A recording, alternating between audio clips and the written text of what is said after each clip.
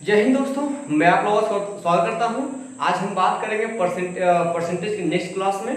और ये जो आज परसेंटेज का जो एक टॉपिक चल रहा था जिसका नाम था क्रमिक प्रतिशत परिवर्तन अर्थात सक्सेसिव परसेंटेज चेंज, इसका आज लास्ट डे है, ठीक ना। और इसमें आज हम बात करेंगे कई प्रकार के आकृतियों में, ये आकृतियों की, जिस प्रकार जैसे आपका कोई वर्ग हो जाएगा, ठीक ना।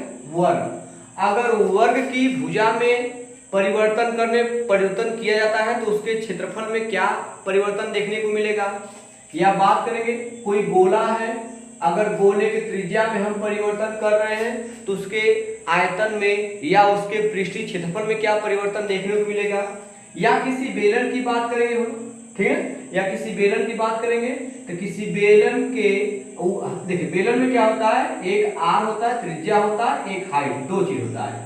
तो इसके त्रिज्या में, आधार की त्रिज्या में और हाइट में परिवर्तन करने पर इसके आयतन में क्या परिवर्तन देखने को मिलेगा और इसके पृष्ठीय क्षेत्रफल में क्या परिवर्तन देखने को मिलेगा। इन सब बातों पर हम चर्चा करेंगे, ठीक ना। अब देखिए, आपको जैसे मैं वर्ग की बात करूंगा तो वर्ग के बारे में थोड़ी भी जानकारी आपको होनी चाहिए। इससे वर्ग का क्षेत्रफल क्या होता है, ज्यादातर क्वेश्चन क्षेत्रफल से आते हैं। तो वर्ग का जो क्षेत्रफल होता है, मैंने आपको बताया था, वो होता है भुजा स्क्वायर, ए स्क्वायर, ठीक है। आप यहाँ देखिए, जो इसका एरिया है वो केवल निर्भर किस पर करता है, ए पर निर्भर करता है। ए जिस अनुपात में चेंज होगा उसके अनुपात में आपका एरिया चेंज होगा, ठीक है। लेकिन यहाँ पे स्क्वायर है, मतलब एरिया का, भुजा का दो बार चेंज करना पड़ेगा हमें, ठीक है। जैसे मान लीजिए किसी वर्ग की भुजा को मैंने 20% बढ़ा दिया, तो वर्ग की भुजा को 20% बढ़ाने का मतलब ये हो जाएगा, देखिए 20% का मतलब 1/5 हो जाएगा, क्लियर हुआ। तो मैंने इसकी भुजा को 20% बढ़ाया, अर्थात इसकी भुजा, अगर जो इसकी साइड है अगर 5 रहा होगा तो 5 से कितना हो गया होगा फिर। लेकिन इसमें दो बार एरिया लेगा, क्योंकि वर्ग करेंगे तभी तो एरिया मिलेगा।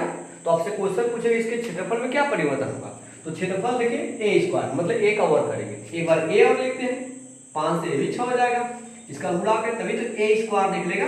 ए स्क्वायर मतलब क्या, क्षेत्रफल। तो 5 बचे 25, 6 के 36, मतलब कि एरिया जो 25 से कितना हो गया, 36 हो गया, वृद्धि हुआ। तो हमने क्या कहा कि आप इसको कोशिश किया करें कि 100 बन जाए, 100 बन जाए, तो इसमें 4 से गुणा कर दें, तो 25 चौका 100 हो जाएगा। यहाँ पे जब 25 से 4 से गुणा करेंगे, 4 छंग 24, हाथ से 2, 4 3 12 2 14, इसका मतलब उसका जो क्षेत्रफल है वो 100 से कितना 144 बढ़ गया। कितना बढ़ा, 44 बढ़ा। कितना पे, 100 पे। 100 पे जो सीधे परसेंटेज में व्यक्त हो जाता है, तो 44% वृद्धि हुई है इसके क्षेत्रफल में। अगर यही पे बात बढ़ाने न करके घटाने की बात करता तो क्षेत्रफल भी, इसका जो भुजा है वो 20% कम कर दिया गया। मतलब अगर भुजा पहले 5 रहा होगा तो 5 से 1 कम करें, कितना हो गया होगा आपका, 4 हो गया होगा। तो यहाँ पे 4 हो जाता आपका, ठीक है, सॉरी, यहाँ पे 4 हो जाता। तब हम लोग क्या करते हैं, यहाँ पे गुणा करते, फिर भी हम लोग एरिया निकालते हैं, क्षेत्रफल ए स्क्वायर। तो 5 25 25 से ये होता ही, और 4 चौके 16, इसको 100 बने गुणा करेंगे हम लोग 4 से, ताकि ये 100 हो जाए। इसको 4 से 16 चौके 64, सॉरी 16 चौके 64। अब देखिए कितना कम हो गया, 100 से कितना कम हो गया, 36 कम हुआ, देख लीजिए 64 36 100 हो जाएगा। तो 36 कम हुआ कितना पे, 100 पे, अर्थात क्षेत्रफल 36% क्या कम हो गया। इस प्रकार बात करेंगे, ठीक है, ये वर्ग से संबंधित। हाँ, बहुत करेगा। अगर मान लीजिएगा वर्ग के भुजा में न परिवर्तन करके यदि आपका वर्ग के विकर्ण में परिवर्तन करें, आपको वर्ग का विकर्ण मतलब ये देता है।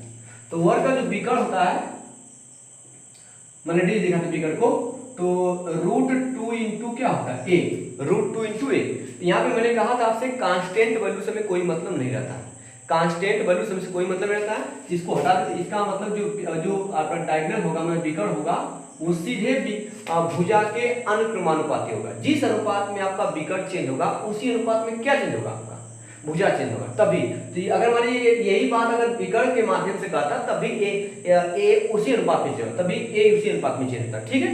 इस प्रकार समझेंगे। अगर मान लीजिएगा ये आपका बात करता है वृत्त की, ठीक है, तो वृत्त निर्भर किस पर करता है, वृत्त केवल निर्भर करता है आपका त्रिज्या पर। तो एक ही राशि इसमें त्रिज्या होती है, तो वृत्त का जो क्षेत्रफल होता है वो होता है पाई r स्क्वायर। सेम देखिए प्रोसेस ये चीज वहां पर हुई है वृत्त के लिए। तो ये पाई से कोई मतलब नहीं है, एरिया किसके अनुपात है, आर स्क्वायर के। तो जो काम है अगर त्रिज्या में परिवर्तन कर ले उसका वर्ग कर देंगे तो वर्ग के अनुसार क्षेत्रफल परिवर्तन हो जाएगा। ठीक है, ध्यान समझ रहे, अभी चिंता न करें, मैं सारा फॉर्मूला को बता दे रहा हूँ, उसके बाद चल रहा हूँ। ठीक है, हम बात करेंगे बेलन की। अरे सॉरी, हमारा वृत्त होगा, अगर गोला भी करता, देखिए वृत्त और गोला में अंतर होता है। वृत्त क्या होता है, एक सर्कल होता है, रिंग, जिसे हाथ में जो पहनते हो वो रिंग होता है। गोला क्या होता है, गोला पूरी तरह से आपका गोल होता है हर तरह से। जैसे में आप देख सकते हैं खरबूजा हो गया, है ना, आपका संतरा हो गया, सेब हो गया, सब पूरा चार तरफ से गोल होते हैं, ये आपका गोला होता है। तो गोला की बात करेंगे तो गोले में क्यों त्रिज्या होता है, गोले के लिए, तो गोले में दो चीज निकालने के लिए पूछता है, एक आपका क्षेत्रफल पूछेगा, पृष्ठीय क्षेत्रफल।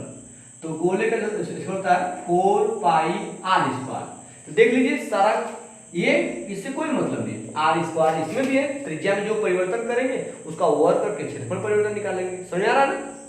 और आयतन की बात करेंगे, आयतन 4/3 पाई आर क्यूब। अब यहाँ पे देखिए 4/3 पाई समय कोई मतलब नहीं है, 4/3 पाई से कोई मतलब नहीं है, बच गया आपका आर। ठीक है, आर क्यूब मतलब आर का 3 बार गुणा करना पड़ेगा, क्यूब निकालना पड़ेगा। समझ आ रहा है चीजें, ये हो गया, तो गोला सम्मिलित हो गया। बात करेंगे बेलन, तो बेलन की बात करेंगे हम लोग। तो बेलन में क्या होता है, पहले पृष्ठीय क्षेत्रफल पूछता है। तो बेलन का जो पृष्ठीय क्षेत्रफल होता है वो आपका होता है 2 पाई आर एच। तो 2 पाई एच से कोई मतलब नहीं, आर और एच। अब यहाँ पे जो परिवर्तन त्रिज्या में करेगा और जो परिवर्तन एच में करेगा, हाइट में, उसका गुणा कर देंगे, वो किसमें क्षेत्रफल में परिवर्तन देखने को मिलेगा। ठीक है, अब एक सवाल के माध्यम से समझेंगे।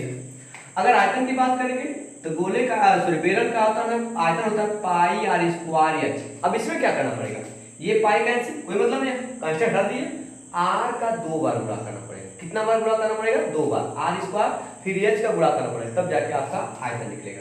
ठीक है, हो सकता है आपसे आर पूछे तो एच को इधर लाना पड़ेगा, तो v by H proportional r square. इसका मतलब आर तब निकलेगा जब आयतन में से भाग देंगे, फिर उसका क्या करेंगे, वर्गमूल निकालेंगे, तब आर निकलेगा। ठीक है, मैं सवाल के माध्यम से सारी चीजों को क्लियर करूंगा। ठीक है, चलिए इसको मैं इरेज कर दे रहा हूं। अब हम लोग आते हैं सवाल पे। ठीक है, नंबर पहले पर आते हैं। देखिए प्रश्न नंबर पहला क्या कह रहा है, एक गोले के व्यास को 140% बढ़ाया जाता है, उसके आयतन में कितने प्रतिशत वृद्धि होगी। तो गोले को व्यास को बढ़ाया जा रहा है, 140% बढ़ाया जा रहा है, समझा ना। तो अगर गोले का व्यास, देखिए व्यास होता है d, 2r त्रिज्या का गुना होता है। ठीक है, इसका मतलब दो कांस्टेंट हटा दें, कोई मतलब नहीं है। तो व्यास किसके अनुपाती हो, त्रिज्या के, जिस अनुपात में व्यास बदलेगा उसी अनुपात में त्रिज्या बदलेगा। अर्थात कह सकते हैं कि इसको हम त्रिज्या के सापेक्ष कर सकते हैं। तो व्यास बदल रहा है, एक व्यास हो रहा है 100 से, मान लीजिए व्यास शुरुआत में 100 था, 100 से कितना हो 140 होगा, 140 वृद्धि सॉरी, तो 240 हो जाएगा। कितना 240, 100 होगा 140 वृद्धि करेंगे तो 240 हो जाएगा। 100 से जोड़ेंगे हम, क्लियर हो रहा है। यही तो आपका त्रिज्या भी तो बदलेगा इसी अनुपात में, क्योंकि यहाँ यह क्या शो कर रहा है कि व्यास त्रिज्या के अनुपाती है या त्रिज्या व्यास के अनुपाती है। तो यहाँ से क्या करेंगे, त्रिज्या किस अनुपात से होगा, यहाँ से 100 से त्रिज्या हो जाएगा 240। क्लियर हो रहा है, ये त्रिज्या हो रहा है। तो मैं एक 0 से 0 काट दूंगा, तो त्रिज्या हो गया 10/24। अब मैं इसको और छोटा क्यों नहीं कर रहा हूँ, क्योंकि हमें यहाँ पे जो सॉरी क्या पूछ रहा है, उसके आयतन में कितने, तो गोले का आयतन होता है, ध्यान देगा, गोले का आयतन जो होता है वो 4/3 पाई आर क्यूब। तो हमें यहाँ पे क्यूब करना है, तो इसलिए हम 10 का क्यूब आसान कर सकते, इसलिए मैं इसको काटा है। तो ये कांस्टेंट है, इसका मतलब आयतन तब निकलेगा जब त्रिज्या का क्यूब करेंगे। तो त्रिज्या क्यूब करेंगे तो 10 का क्यूब करेंगे, 10 का क्यूब मतलब 10 घाते 3, 10 गुणे 10 गुणे 10 कर लीजिए आप, तो 10 दहा में 100 दहा में 1000 हो जाएगा, ये 10 का क्यूब। और 24 का क्यूब कितना होता है आपको याद करना पड़ेगा, या 24 का 3 बार लिख कर गुणा कर लीजिएगा, है ना, आएगा आपका 13824। ये इसका आयतन हो गया। इसका मतलब ये हुआ कि आयतन अगर 1000 रहा होगा, एरिया से कितना होगा 13824 हुआ होगा।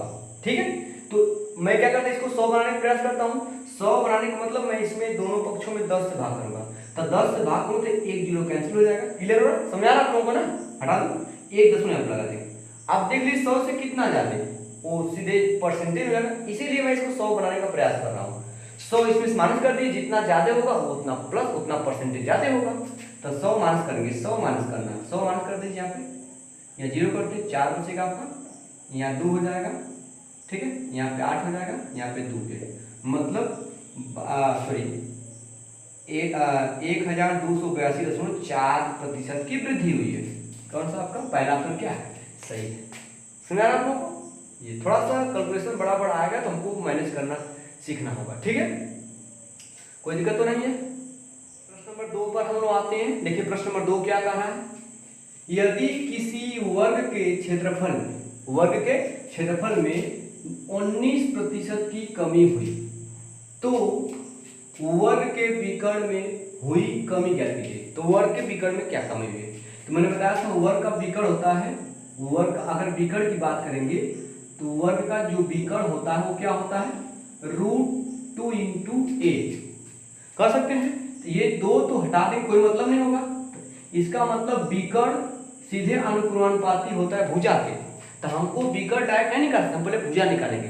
जिस अनुपात में भुजा चेंज होगा उसी अनुपात में क्या चेंज होगा, विकर्ण चेंज होगा। तो अब दिया है कि यदि किसी वर्ग के क्षेत्रफल में 19% कमी हुई, क्षेत्रफल की बात कर रहा है, 19% का मतलब 19/100। अगर उसका क्षेत्रफल पहले 100 रहा होगा, 100 से 19 कम करें कितना हो गया, 81 हो गया। ये क्षेत्रफल चेंज हो रहा है। अभी पता है क्षेत्रफल क्या होता है, ए भुजा स्क्वायर, ए निकालना है तो जब ये स्क्वायर है इधर रूट में चला जाएगा, मतलब भुजा का अनुपात निकालने के लिए क्षेत्रफल का वर्गमूल निकालना पड़ेगा, क्योंकि भुजा से हमको क्षेत्रफल तक पहुंचना होता है तो हम भुजा का वर्ग करते हैं। अब क्षेत्रफल से हमको भुजा तक पहुंचना है तो हम क्षेत्रफल का वर्गमूल निकालेंगे, ठीक इसका उल्टा। इतना तो सुना आपको पड़ा। तो यहाँ से जो भुजा का रेशियो निकालना पड़ेगा, इसका वर्गमूल, तो 100 वर्गमूल कितना हो जाएगा 10 और 81 का वर्गमूल, मतलब 81 किसका वर्ग है, 9 का वर्ग है। इसका मतलब जो भुजा है वो 10 से 9 हो रहा है। ये क्या बता रहा है कि जिस अनुपात में भुजा चेंज होगा उसी अनुपात में विकर्ण चेंज होगा। इसका मतलब विकर्ण इसी अनुपात में चेंज, विकर्ण मैंने डी दिखा रहा हूं, तो विकर्ण इसी अनुपात में चेंज होगा। विकर्ण 10 से कितना होगा, 9 होगा। 1 की कमी होगी कितना पे, 10 पे। 1/10 मतलब कितना परसेंट होता है, 10% होता है। आपका पहला आर्टिकल सही बताएगा। प्रश्न में कुछ भी नया नहीं है, बस आपको थोड़ा सा ध्यान से देखना है इस प्रश्न को और समझना है, ठीक है, समझ आ रहा है, दिक्कत तो नहीं हो रही आप लोगों को, ठीक है। प्रश्न नंबर 3 पर आते हैं। देखिए प्रश्न नंबर 3 क्या कह रहा है, चलिए, एक गोले का आयतन 119.7% बढ़ जाता है, ठीक, जब इसकी त्रिज्या को बढ़ाया जाता है, ठीक, क्योंकि गोले का आयतन तब बढ़ता है जब इसकी त्रिज्या को बढ़ाया जा रहा है। गोले के आयतन में प्रतिशत वृद्धि दिया गया है, ठीक है। फिर कह रहा है कि तो गोले के वक्र पृष्ठ के क्षेत्रफल में प्रतिशत परिवर्तन ज्ञात कीजिए। कितने % परिवर्तन है क्षेत्रफल में, तो आपको दिया गया आयतन, तो क्योंकि देखिए आयतन जो होता है, गोले का आयतन वो होता है, मैं लिख रहा हूँ, गोले का आयतन भी होता है 4/3 πr क्यूब। आपसे पृष्ठीय क्षेत्रफल पूछ रहा है, मतलब एरिया पूछ रहा है, होता है 4πr²। देख रहे हैं, अगर देखा जाए तो पहले हम आयतन से क्या निकालेंगे, त्रिज्या निकालेंगे, तब जाके पृष्ठीय क्षेत्रफल मिलेगा, ठीक। तो आयतन कितना चेंज रहा है, अगर शुरुआत में उसका आयतन होगा, देखिए तो एक गोले का आयतन 119.7% बढ़ जाता है।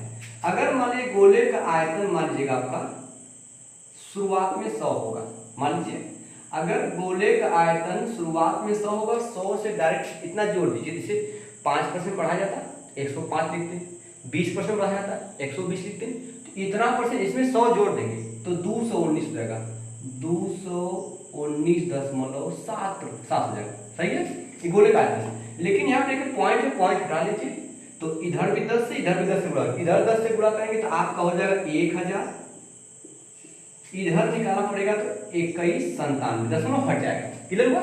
आपको पता है इससे हमसे कोई मतलब, हटा दीजिए, कांस्टेंट करिए। इसका मतलब हमको त्रिज्या तब मिलेगा जब गोले के आयतन का घनमूल निकालना पड़ेगा। मतलब जब ये क्यू घटेगा, इधर ऐसे क्यू रूट होगा, ये हटेगा आपका, तो कहीं कहीं गोले का आयतन दिया है, त्रिज्या इसका क्यू रूट निकालेंगे। तो आपको पता है कि 1000 किसका क्यूब होता है, 10 का क्यूब होता है। अब 10 के बाद किसका क्यूब आएगा, जिसके लास्ट में 7 होगा। थोड़ा देखिए, अब कैसे बार बार घनमूल निकालने में समस्या होगी, थोड़ा सा अंदाजा लगाना पड़ेगा, क्योंकि 1 का क्यूब आपका 1 होता है, 2 का क्यूब निकालेंगे 2 दूना की 4 दूना की 8 हो जाएगा, फिर 3 का क्यूब निकालेंगे 3 त्रिक के 9 त्रिक 27, लास्ट में 7 आ रहा है।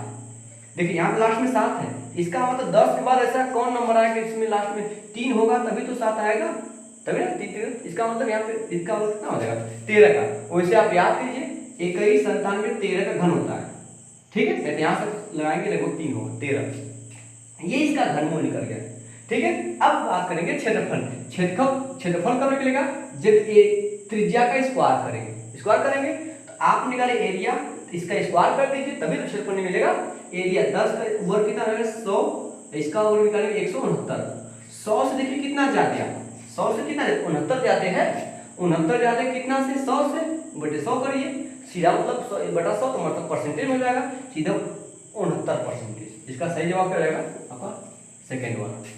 ठीक है, थोड़ा सा मैनेज करिए, परसेंटेज कैसे चेंज करना है। 100 पे जो भी वृद्धि होगी सीधे परसेंटेज में, 100 पे जो भी कमी होगी सीधे परसेंटेज में हो जाएगा वो। ठीक है, दिक्कत हो रही है तो एक बार कमेंट बॉक्स में जरूर कमेंट किया करें।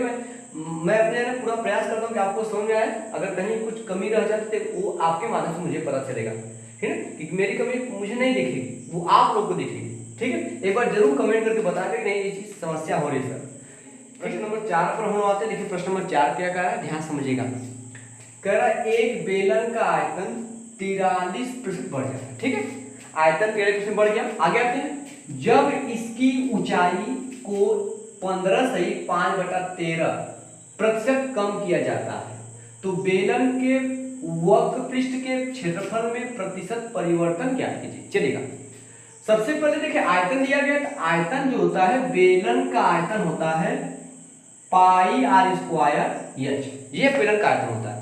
अगर देखिए मैंने बताया कांस्टेंट बोलो उसमें कोई मतलब नहीं है, ये पाई हट जाएगा, इसका मतलब जो भी अनुक्रमानुपाती क्या है r square into h square.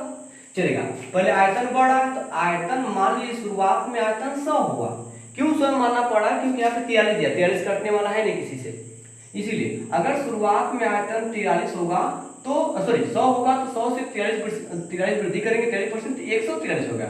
ये क्या मिल गया, ये आयतन परिवर्तन हो गया। लेकिन इसकी ऊंचाई इतना % कम किया जाता है, तो देखिए हम पहले निकालेंगे इसका मतलब कितना, यहाँ पर रख के मिटा देना पहले 15 सही 5/13।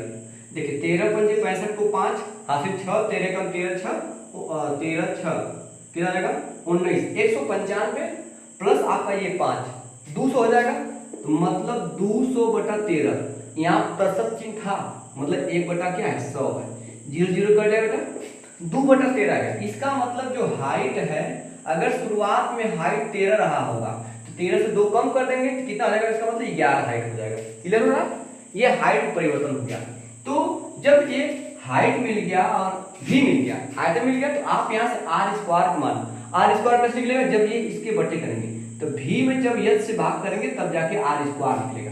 क्यों हमें आर की जरूरत पड़ेगी, क्योंकि वक्र पृष्ठ निकालना, वक्र पृष्ठ में आपको आर की जरूरत पड़ेगी। ठीक है, तो आयतन में भाग देंगे तो भाग कैसे देते हैं, तिर्यक गुणा करते हैं ना, आर स्क्वायर का आर स्क्वायर तब निकलेगा जब आयतन में ऊंचाई से भाग देंगे, तो भाग में तिर्यक गुणा करते हैं, ये इधर जाएगा, ये हो जाएगा 100/11 रेशियो 13 × 143 हो जाएगा। देखिए वो 11 से कटने वाला है, 11 काम खत्म कर दीजिए इधर से, 11 1 में 11 बच जाएगा आपके यहाँ से 3, 33 11 3 33, इधर देखिए 100 है, इधर देखिए आपका 13 का 13 गुणा करें 169 आएगा, या 13 का स्क्वायर रखें कोई दिक्कत नहीं, ये आर स्क्वायर का वैल्यू है, आर का वैल्यू कितना आएगा, वर्गमूल निकालना पड़ेगा, तो 100 का वर्गमूल हो जाएगा 10। अब देखिए 169 आएगा, 169 का वर्गमूल क्या होगा, क्योंकि 13 का मैंने गुणा किया 2 बार तो 13 ही आएगा। ये आर में परिवर्तन हो रहा है, आपसे कह रहा है कि इसके वक्र पृष्ठ क्षेत्रफल परिवर्तन, तो गोल जो इसका बेलन का जो वक्र पृष्ठ क्षेत्रफल होता है ये बराबर क्या होता है 2πr/h। 2πr/h, इसमें दो राशियां अभी भी कांस्टेंट है, एक 2 है और एक पाई, हटा दीजिए 2π हाँ सही, हट जाएगा तो बचेगा आर इंटू एच। तो क्षेत्रफल तब मिलेगा जब आर में एच का क्या किया जाएगा, गुणा किया जाएगा। तो हम क्या करेंगे, ए निकालते हैं। क्षेत्रफल कैसे मिलते, देख लीजिए आर इंटू एच। आर देखिए आपका यहाँ पर है, एच यहाँ पर है, तो तीन गुणा कर, तीन में सीधे सीधे गुणा करते हैं, 13 गुणा करेंगे, सॉरी है ना, 13 गुणा करेंगे इसमें, 13 गुणते 10 सही है, रेशियो 11 गुणते कितना आ जाएगा आपका 13। अब देख लीजिए दो तरफ 13 से 13 कैंसिल हो जाएगा, इधर 10 11 बचा है। इसका मतलब जो क्षेत्रफल 10 से कितना 11 और कितना वृद्धि हो रहा है, 1 की वृद्धि हो रहा है, कितना पे 10 पे, 1/10, 1/10 का मतलब कितना परसेंट होता है 10%, अर्थात इसके पृष्ठीय क्षेत्रफल में 10% क्या होगा, वृद्धि होगी, कमी तो हो नहीं रही, वृद्धि होगी। ठीक है, इधर और आप लोगों को समस्या नहीं हो रही आप लोगों को। चलिए हम लोग प्रश्न नंबर 5 पर आते हैं। देखिए प्रश्न नंबर 5 क्या कर रहा है, ठीक है, यदि बेलन की त्रिज्या में 25% की वृद्धि की जाती है, त्रिज्या में वृद्धि की जा रही है, ठीक है, तो उसकी ऊंचाई में कितने प्रतिशत की कमी करनी चाहिए ताकि बेलन का आयतन केवल 32% ही बढ़े। तो बेलन का आयतन कितना बढ़ना चाहिए, तो मतलब देखिए आयतन दिया गया, तो बेलन का आयतन होता है पाई आर स्क्वायर एच, ये होता है। अब पाई हटा देंगे, ये कांस्टेंट हो जाएगा, तो कांस्टेंट हट जाएगा, तो भी अनुपात आर स्क्वायर इंटू एच हो जाएगा, चलेगा। तो आपसे कह रहा है कि बेलन के आयतन केवल कितना वृद्धि करना है, 32%।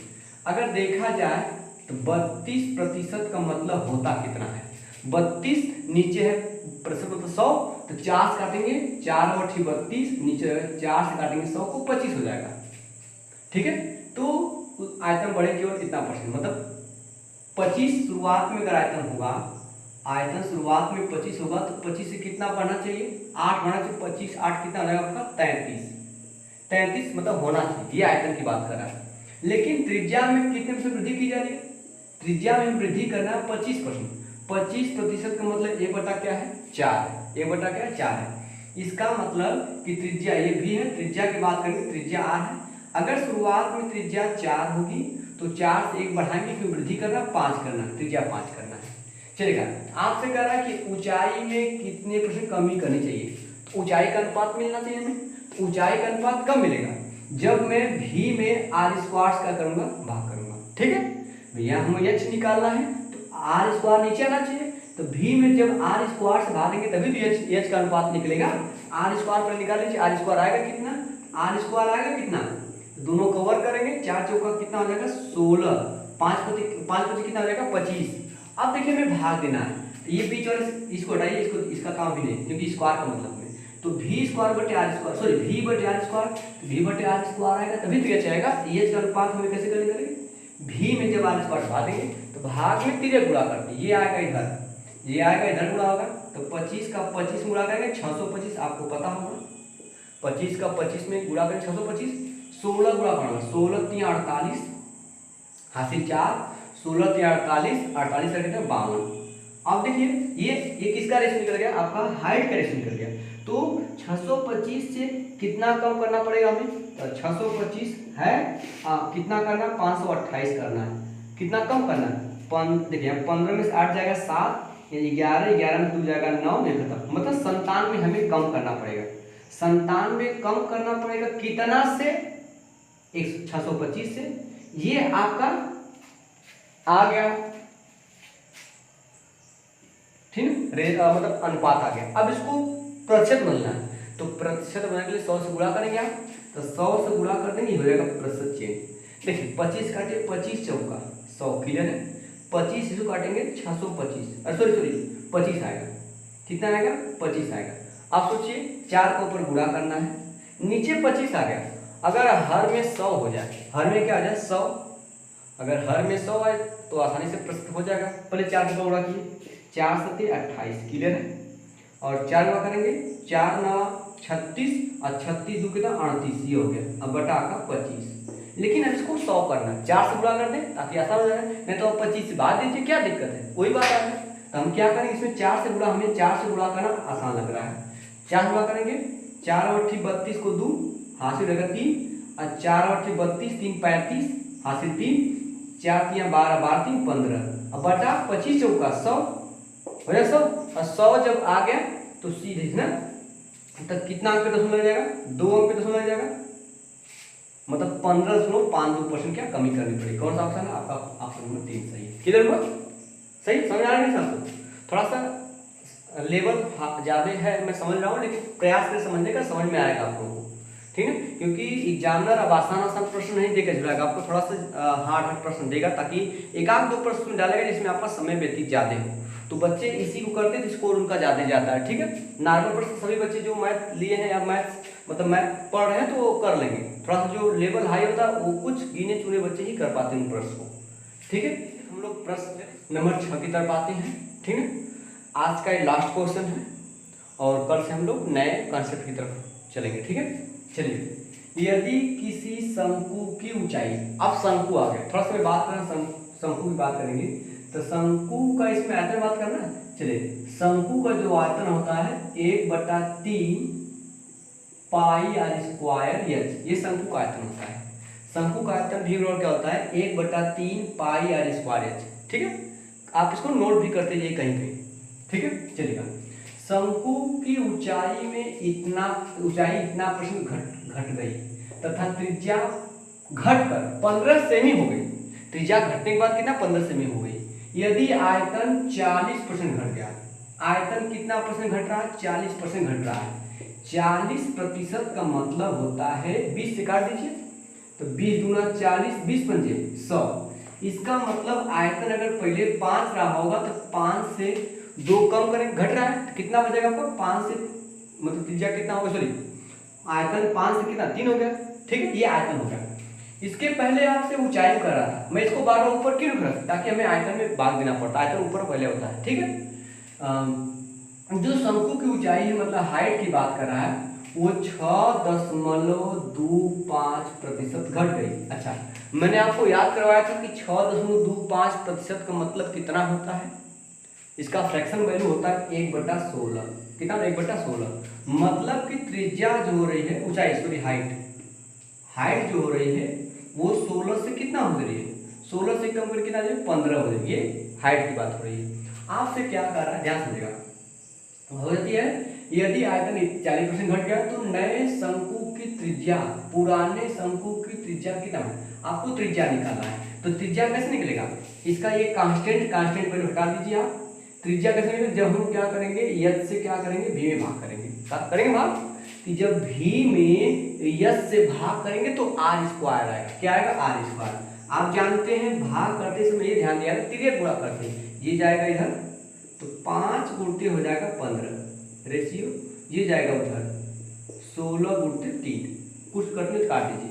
देखिए 3 एक कम 3, 3 25 15, अब नहीं करने वाला, 5 25 कितना हो गया 25 रेशियो 4 24 16 है, सॉरी यहाँ पे आर स्क्वायर हो गया। आर का वैल्यू कितना है? वर्गमूल निकाले, आर का वर्गमूल सॉरी इसका वर्गमूल तो 25 का वर्गमूल हो जाएगा 5, 16 का वर्गमूल हो जाएगा 4। इसका मतलब ये हुआ कि त्रिज्या 5 से कितना कम हुई है? 4 हुई है। कम कितना? 1 हुई है। जबकि एक प्रश्न यहाँ दिया है कि त्रिज्या घटकर 15 सेमी हो गई। हमारे हिसाब त्रिज्या घटकर कितना हुई? 4 हुई है। ये जो 15 4 का मान दिया गया 15 सेमी, 4 का मान 15 सेमी। तो आपसे कह रहा कितने यूनिट का मान निकालना, कितना कम? 1 ही यूनिट तक कम हुआ है। 1 का मान निकालने के लिए जाएगा भाग देंगे, 1 यूनिट बराबर हो जाएगा 15/4। तो 15 का चौथाई निकालेंगे, 15 का हम लोग आधा करें 7.5, ठीक है। 7.5 का आधा करके कितना आएगा? 3.75, ठीक है। चलेगा, मतलब ये हो जाएगा इतना सेमी कम होगी त्रिज्या, ठीक है। ये हो गया, क्लियर हुआ। और कल हम लोग नए कॉन्सेप्ट के साथ मिलेंगे। आज के लिए इतना ही, धन्यवाद, ठीक।